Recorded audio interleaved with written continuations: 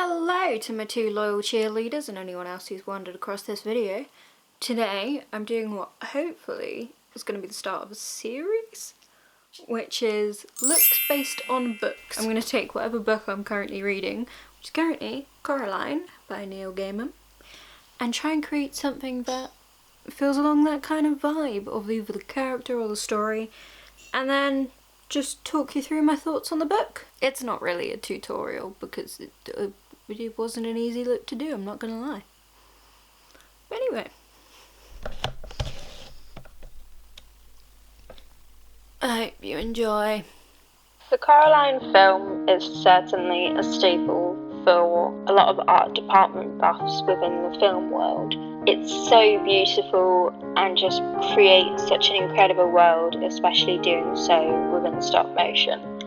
So when naive little Suze discovered that it was actually based on a book, of course I had to read it. So I finished Coraline around 3 AM with a blustery storm outside and the movie soundtrack on in the background.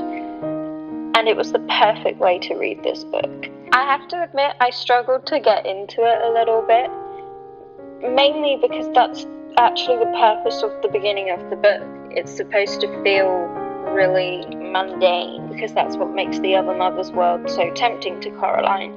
But I think as someone who had seen the film and seen how beautiful and magical it could get, I was just a little impatient to get into it.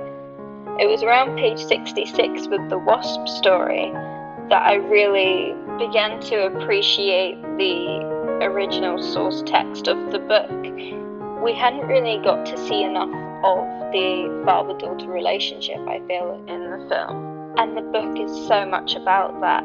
The specific edition features Neil Gaiman's kind of foreword and introduction. The dedication, I started this for Holly, I finished it for Maddie. And the book really does show a beautiful father-daughter relationship that you don't typically see in media because they tend to put more importance on the mother-daughter relationship. I think this is also around the point that I began to appreciate the writing style more. Gaiman has an incredible way of putting these tiny bits of detail in there that you could easily gloss over, such as on page 72, speaking about the other mother's teeth.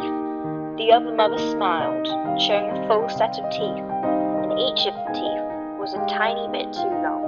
Even on the next page, more of these little details seem to come in as the story goes on.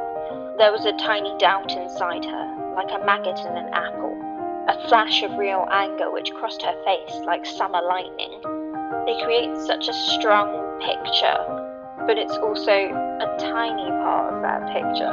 I think my favourite thing about the book has to be the depiction of the dead children. I really felt a connection to them in the scene where they say goodbye to Coraline, which I didn't get with the film. As a story in general, Coraline shows you how to appreciate the real love in your life, but also shows you how to be brave when you don't know if you can be.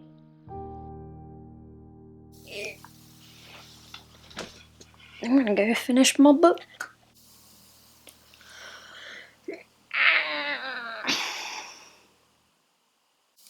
I don't know.